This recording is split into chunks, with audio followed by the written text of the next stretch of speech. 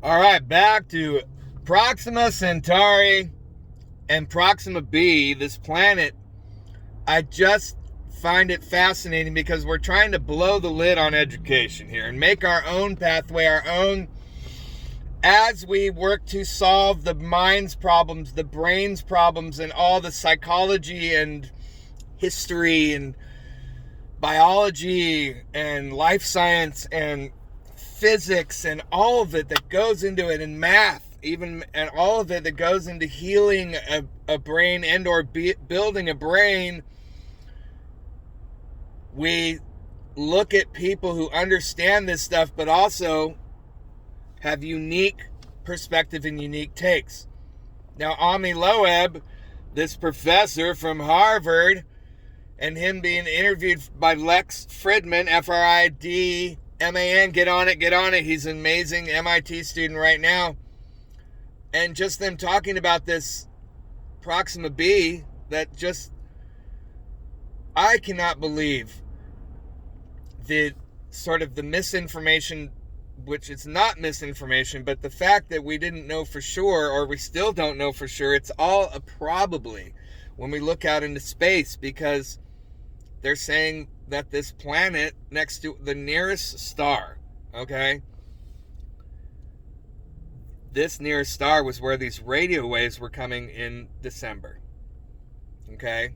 For all you conspiracy theorist people, which, may or may not have been us and all this interference and stuff, but also when Jupiter and Saturn were aligning for the first time in 800 years.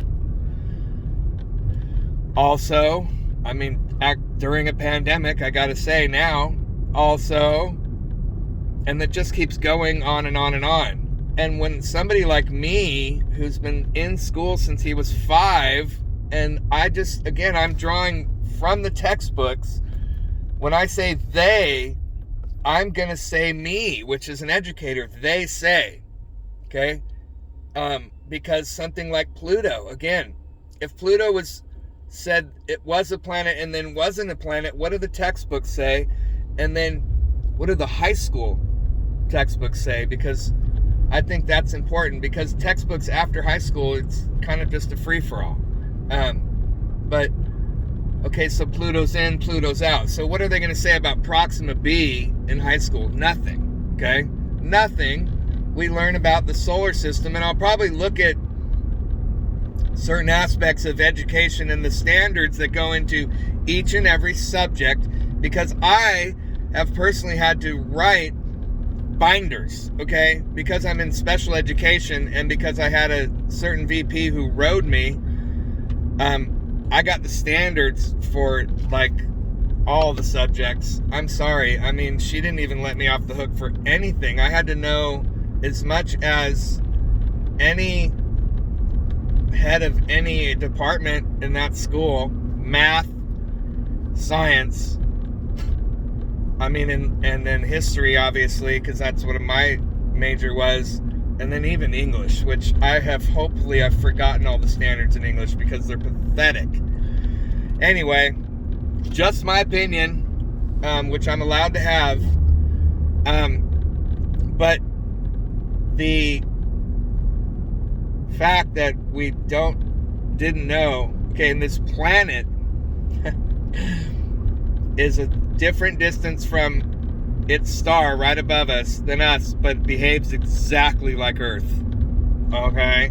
And then, well, sort of, but it's the exact distance to have the same temperature as Earth, but it's one of those planets that has a dark side and a light side, which I can't believe it. Like, holy smokes, I got to go to my own model and fit it in there, because I know it fits, and it fits beautifully, because the nearest planet of the nearest star is one of those half and halves that I was talking about. I could spend 10 hours talking about half and half planets. Like, where do these come from? Like, we're not tidally locked to our sun, but we are to our moon, but this planet Centauri b is tidally locked to its sun,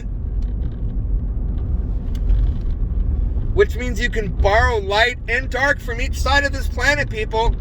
When a planet is eternally in darkness, you wouldn't believe the things it has but it's only one side, one sphere.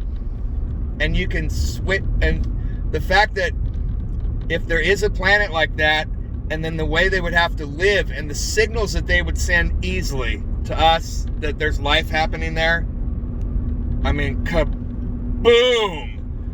But the fact that we still don't even know if it's there, it just opens up so many fascinating questions and things like this. And Ami Loeb interviewed by Lex Fridman, and I'll go over some of the questions that he asked him, because Fridman just straight up says, well, what if it's aliens? What if it's this?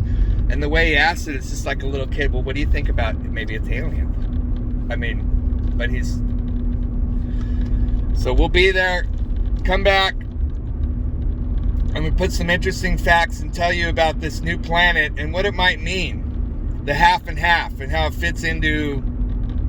Well, it just flows from there. But I have to watch this so that I can see what my next, if I'm leading my students basically. But for the class, what I would say is